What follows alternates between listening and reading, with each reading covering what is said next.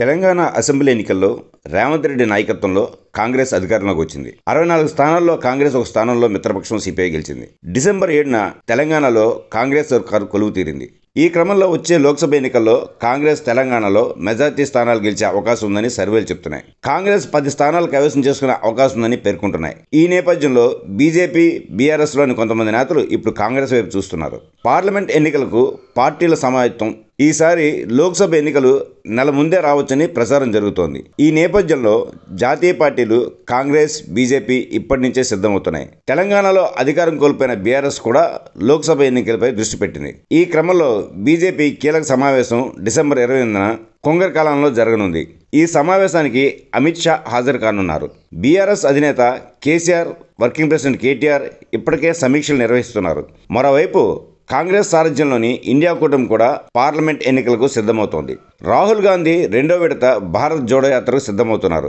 లోక్సభ ఎన్నికలు సమీపిస్తున్న తరుణంలో త్వరలో పార్టీ ఫిరాయింపులు చోటు చేసుకుంటాయన్న వార్తలతో బీజేపీ ఉలిక్కిపడింది.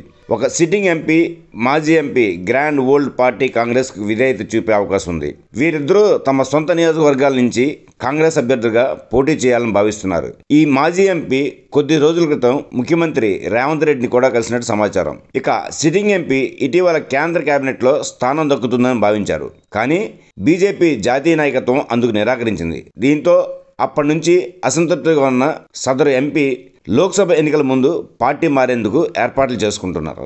అసెంబ్లీ ఎన్నికల ముందే కాంగ్రెస్లోకి చేరి ఎమ్మెల్యేగా పోటీ చేయాలని భావించారు. కానీ ఎమ్మెల్యే టికెట్కు కాంగ్రెస్ నిరాకరించడంతో చేరిక ఆగిపోయింది. తాజాగా లోక్సభ ఎన్నికల వేళ పార్టీ మారడం ఖాయమని తెలుస్తోంది. ఈ మేరకు అతని సన్నిహితుడు రేవంత్తో చర్చలు జరుపుతున్నట్టు సమాచారం. ఈ ఊహాగానాలు నిజమైతే ఇటీవల అసెంబ్లీ ఎన్నికల్లో తన పనితీరు మెరుగుపరుచుకున్న తర్వాత తెలంగాణ నుంచి వీలైనన్ని ఎక్కువ సీట్లు గెలుచుకోవాలని ఉవ్విళ్ళూరుతున్న బీజేపీకి లోక్సభ ఎన్నికల ముందు గట్టి ఎదురుదెబ్బ తప్పదు. మా ఈ వీడియో నచ్చినట్టయితే మరిన్ని అప్డేట్స్ కోసం లైక్ చేయండి, షేర్ చేయండి, సబ్స్క్రైబ్ చేయండి.